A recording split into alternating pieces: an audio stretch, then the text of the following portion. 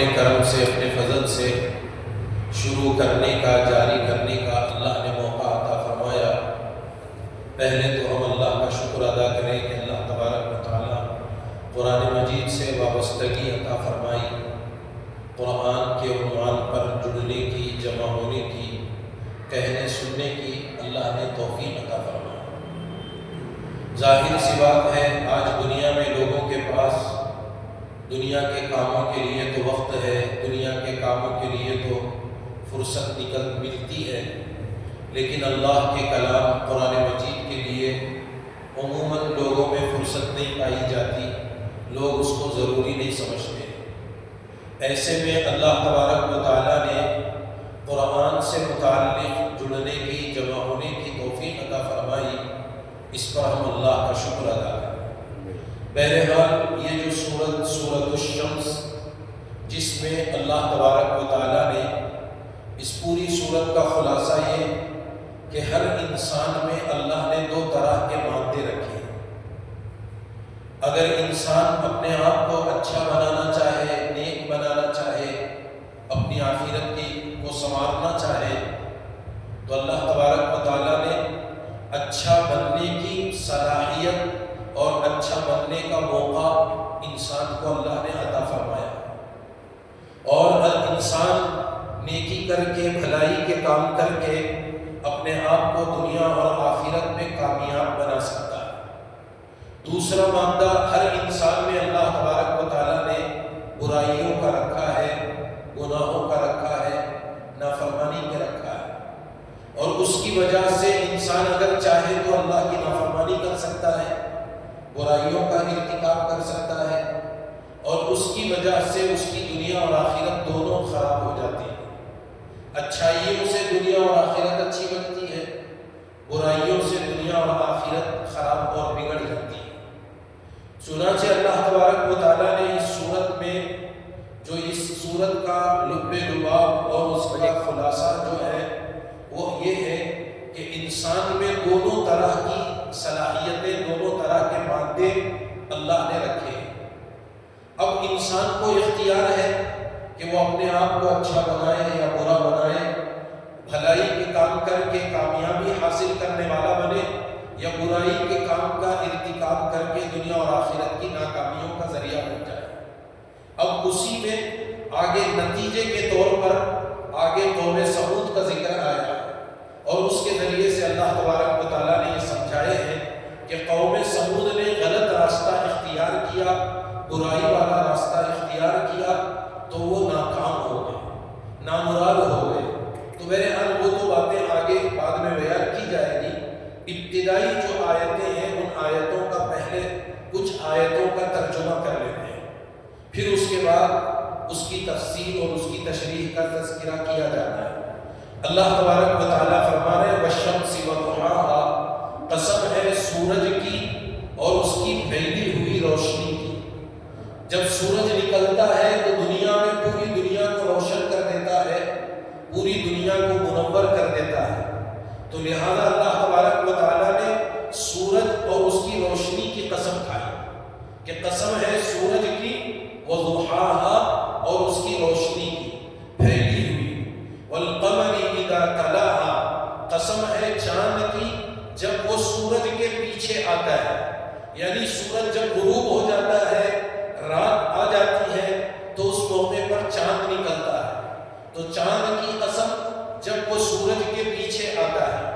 والنہار اذا جلاها، قسم ہے دن کی جب وہ دنیا میں جلوہ افروز ہوتا ہے، یعنی وہ بھی منور کر دیتا ہے۔ جب دن آتا ہے تو پوری دنیا میں روشنی پھیل جاتی ہے، سفیدی اور اجالا آ جاتا ہے۔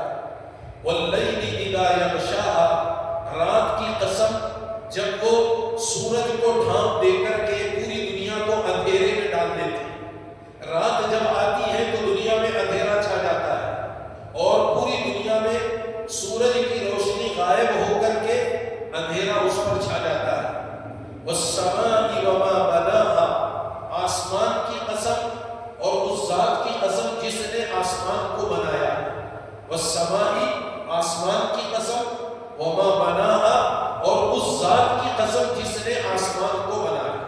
والارض وما طحاها، زمین کی قسم اور جس نے اس کو بچھایا پھیلایا. زمین کو یعنی مراد اس سے اللہ تبارک و تعالیٰ کی ذات ہے. وَنَفْسٍ وَمَا سَوَّاهَا، اور انسانوں کے نفوس، انسانوں کی ذاتوں کی قسم، اور اس ذات کی قسم جس نے ساری مخلوق کو، خاص کر انسانوں کو ٹھیک ٹھیک صحیح صحیح برابر برابر طریقے سے، جیسے جیسے انسان کے اعضاء کے تقاضے ہیں ویسے اللہ نے انسانوں کو بنایا. یہاں تک تقریباً قسموں کا تذکرہ ہوا، اور آگے اب اصل مقصد کی طرف اشارہ کرتے ہوئے بتایا گیا فَأَلْهَمَهَا فُجُورَهَا وَتَقْوَاهَا. چونکہ اس سے پہلے نفس کا ذکر آیا اور اس سے انسانوں کے نفوس اور انسانوں کی انسان کی ذات مراد، تو اسی انسان کی ذات کی طرف اشارہ کرتے ہوئے کہہ رہے فَأَلْهَمَهَا، قسم ہے اس ذات کی جس نے انسان کے اندر الہام کیا، ڈالا، فجورها وتقواها، برائی کا جذبہ، برائی کا مادہ، برائی کی صلاحیت، وتقواها، نیکی اور تقوی کی صلاحیت اللہ نے ان کے اندر پیدا فرمائی. پھر آگے کہا گیا قد افلح من زکاها، تحقیق کے یقیناً کامیاب ہو گیا وہ انسان جس نے اپنے نفس کو پاک کر دیا برائیوں سے. جو بھی انسان اپنے نفس کو، اپنے آپ کو برائیوں سے، گناہوں سے پاک کرتا ہے تو اللہ تبارک و تعالیٰ کہہ رہے ہیں کہ یقیناً وہ کامیاب ہو گیا. وقد خاب من دساها، اور یقیناً وہ ناکام اور نامراد ہو گیا جس نے اپنے آپ کو برائیوں میں دھسا دیا، برائیوں میں دبا دیا، اتنی برائیاں کر دیا کہ وہ برائی کے اندر پھنس گیا، پھر تو وہ ہمیشہ کے لیے ناکامی کی طرف چلا جائے. تو بہرحال یہاں تک اللہ تبارک و تعالیٰ نے کچھ چیزوں کی قسمیں کھائی، پھر اس کے بعد مقصد کو بیان فرمایا. اب یہاں ایک سوال یہ جو بارہا اس سے پہلے والی صورتوں میں بھی آیا ہے کہ اللہ تبارک و تعالیٰ کو اپنی کسی بات کے ثابت کرنے کے لیے قسم کھانے کی کوئی ضرورت نہیں ہے. اللہ تبارک و تعالیٰ محتاج نہیں ہے قسم کھانے کے. بغیر قسم کے بھی اگر اللہ تبارک و تعالیٰ چاہے اپنی بات کو ثابت کر دے، اپنی بات کو بتا دے. اللہ بڑے ہیں، ان کی بات بھی بڑی ہے، اس کے لیے قسم کھانے کی ضرورت نہیں ہے. لیکن ہم دیکھتے ہیں جگہ جگہ تقریباً آخر کی صورتوں میں، بلکہ بہت سی جگہوں پر قرآن مجید میں اللہ تبارک و تعالیٰ نے قسمیں کھائی ہیں. تو اب اس کے بارے میں بتایا گیا کہ یہ قسمیں اللہ اپنی بات میں وزن پیدا کرنے کے لیے نہیں، بلکہ انسانوں کی سمجھ کے مطابق بات کرنے کے لیے. انسانوں کی جو سوچ، انسان کی جو سمجھ ہے، ہم نارمل عام انداز میں بات کریں تو لوگ اتنی اہمیت نہیں دیتے، لیکن جب کوئی بات قسم کھا کر کہی جاتی ہے تو لوگ اس کو اہمیت دیتے ہیں. تو اس کے لیے انسانوں کی سوچ اور انسانوں کی سمجھ کے مطابق، انسانوں کی سمجھ کے پیرائے میں اللہ نے اپنی اس بات کو بیان فرمایا. اب دیکھیے اس میں سب سے پہلے سورج کا تذکرہ آیا، سورج کی قسم کھائی گئی. پھر اس کے بعد چاند کی قسم، والشمس وضحاها والقمر اذا تلاها، قسم ہے سورج کی اور اس کی روشنی کی.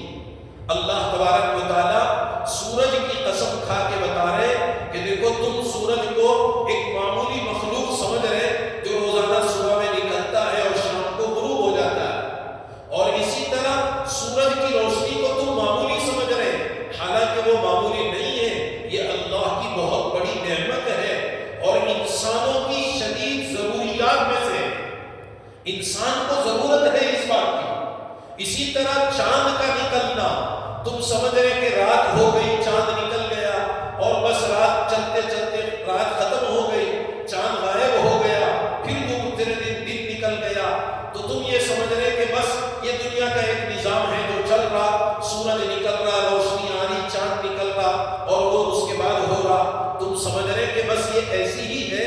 نہیں، یہ تمہاری سب سے بڑی ضرورت میں سے ہے اور یہ اللہ کی بہت بڑی نعمتوں میں سے ہے. اس لیے کہ دن اور رات کا مدار سورج اور چاند پر موقوف ہے.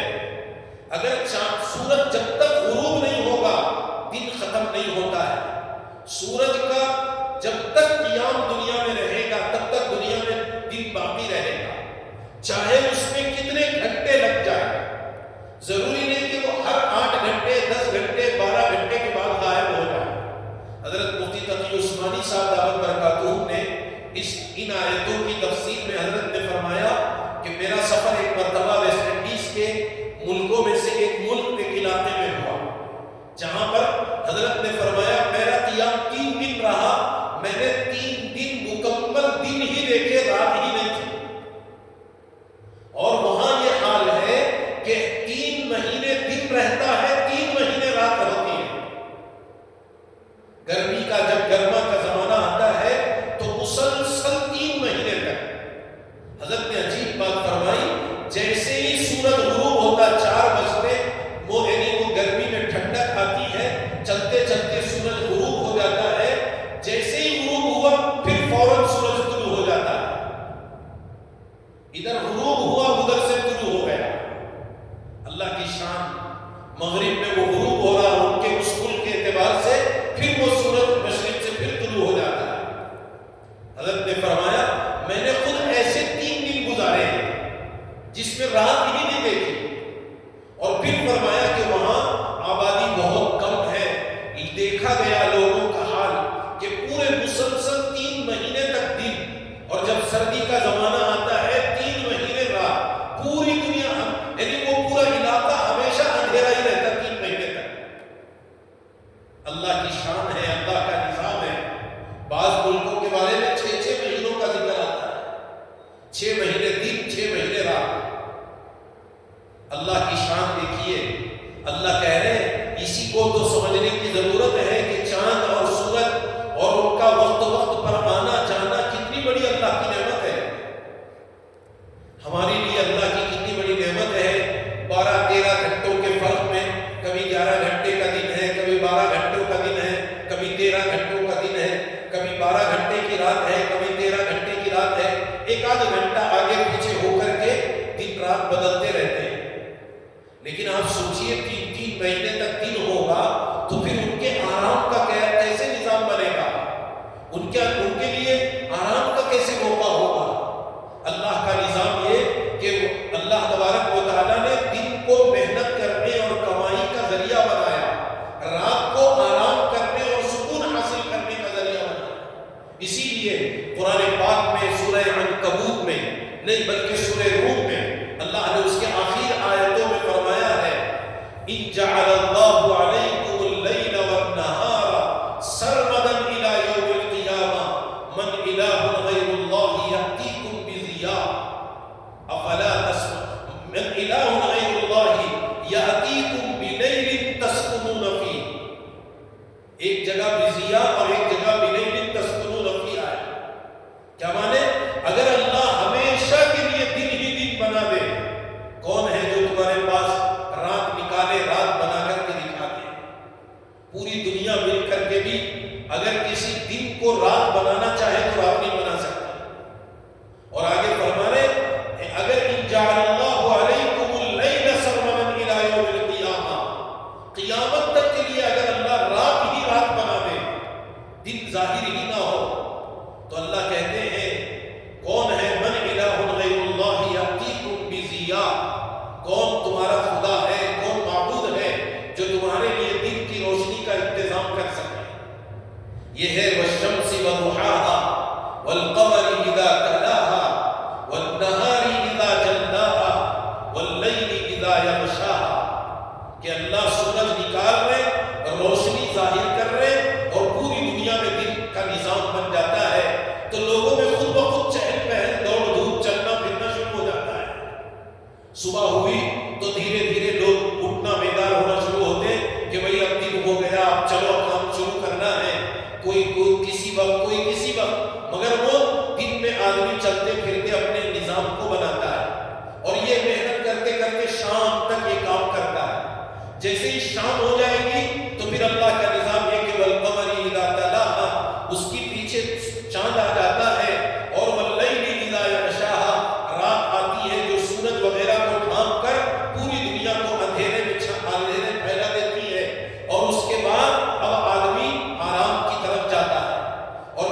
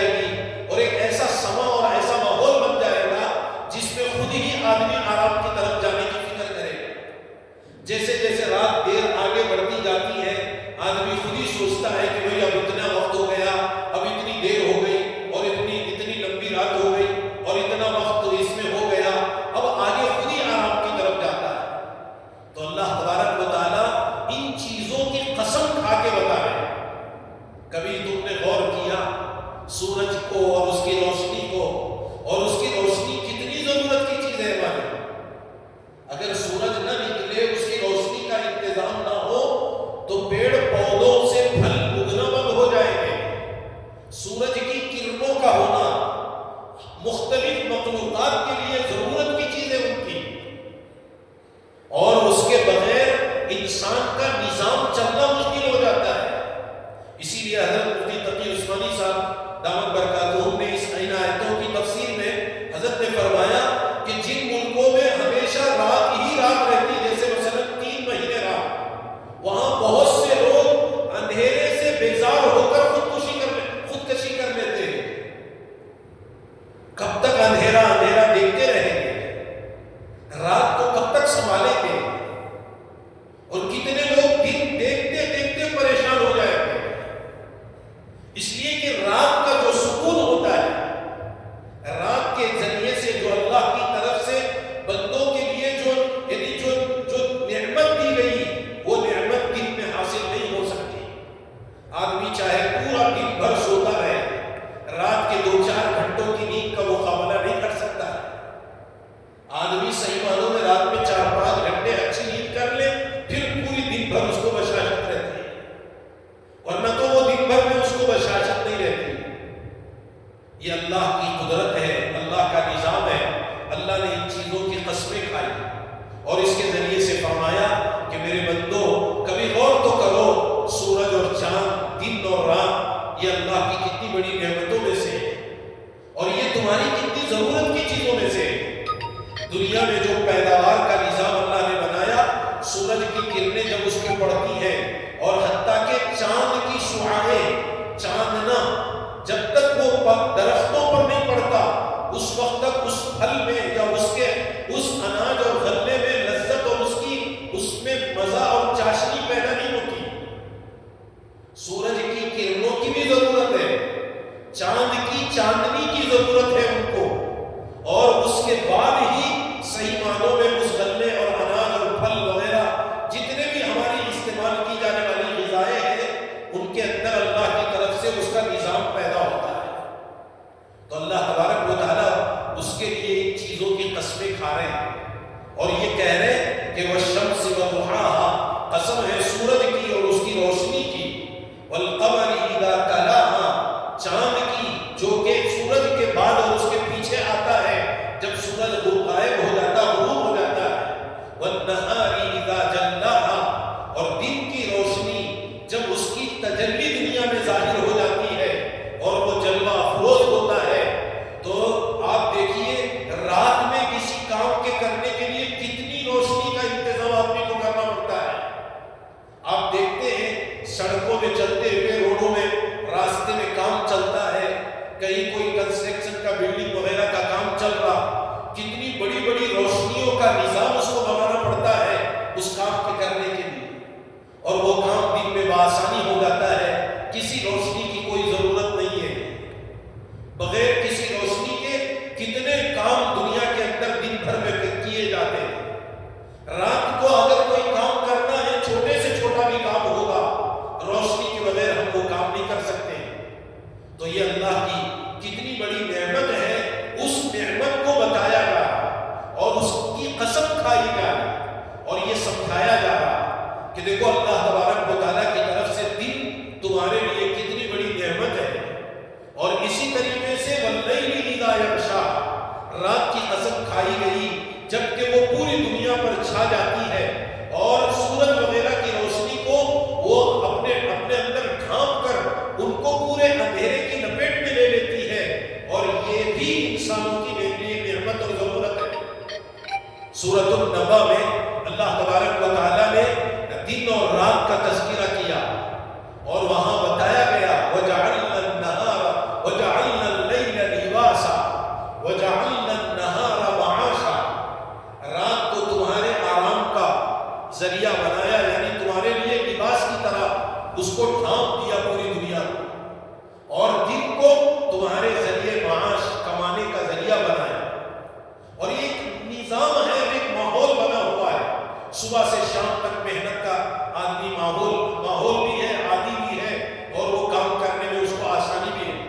اسی لیے آپ دیکھیں گے بہت سے کمپنیاں، فیکٹریاں والے دن بھر جو کام ہوتا ہے رات کو اٹھنی کے، یعنی رات کو 1 گھنٹہ کریں گے تو دن کے مقابل میں ڈبل پیسے اس کی قیمت بڑھ جاتی ہے، چونکہ حقیقت میں وہ کام کا وقت نہیں ہے، وہ کام کا وقت نہیں ہے، وہ آرام کا ہے۔ اگر رات دیر تک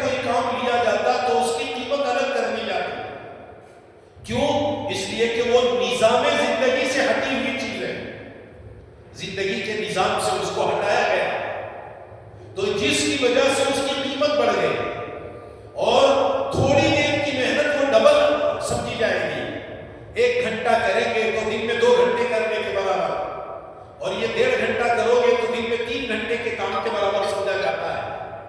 یہ ہے تقسیم نظام۔ دنیا کے نظام کو اللہ نے تقسیم کر دیا کہ دن اس کے لیے بنایا گیا، رات اس کے لیے بنائی گئی، لیکن تم صرف دن رات گزارتے چلے جائے، یہ کام کی باقی اصل چیز نہیں ہے۔ اس میں غور کریں کہ یہ اللہ کی کتنی بڑی نعمت ہے۔ اللہ نے اس کے ذریعے ہماری زندگیوں کا کتنا بڑا نظام قائم کیا اور کتنا بہترین انتظام کیا۔ اللہ معاف فرمائے، اب آج کل ہمارے درمیان اس نظام میں بگاڑ ہم نے خود ہی پیدا کر دیا۔ دن جاگنے آرام کا کام کرنے کی چیز تھی، ہم نے اس کو آرام کی چیز بنا لی۔ رات آرام کرنے کی چیز تھی، ہم نے اس کو کام کرنے کی، محنت کرنے کی اور جاگنے کا نظام بنا دیا ہے۔ اب تو دیکھیے اللہ معاف فرمائے، چلتے چلتے 1 بجے رات 1:30 بجے 2 بجے تک ماحول ہی ایسا بنتا جا رہا کہ اب بہت سے لوگوں کو نیند بھی نہیں آتی رات اتنی دیر تک، پھر دن بھر دن میں لمبا بہت دیر تک، یعنی اٹھنے میں دقت۔ یہ ہے اللہ نے اسی لیے ان چیزوں کی قسمیں کھا کر کے بتائی کہ دن کا نظام الگ، رات کا نظام الگ، اور دن کے کام الگ، رات کے کام الگ۔ اسی لیے اللہ نے ان چیزوں کی قسمیں کھائی، اور آگے آسمان، زمین، انسان کے نفس وغیرہ کا بھی تذکرہ ہے انشاءاللہ۔ چونکہ یہ ابھی پہلا بھی ہفتہ ہے اور دیر بھی ہو گئی، انشاءاللہ اگلی مرتبہ آگے کی آیتوں سے متعلق، آگے کی آیتوں کی اس کا ترجمہ، اس کی تشریح، اس سے متعلق کچھ باتیں عرض کی جائے گی۔ اللہ سے دعا ہے کہ اللہ تعالیٰ صحیح معنوں میں ہمیں قرآن پاک کو سمجھنے کی، اس پر عمل کرنے کی اللہ ہمیں توفیق عطا فرمائے۔ قرآن پاک کی ترتیب کے مطابق اپنی زندگیوں کے نظام کے بنانے کی اللہ ہم سب کو توفیق عطا فرمائے۔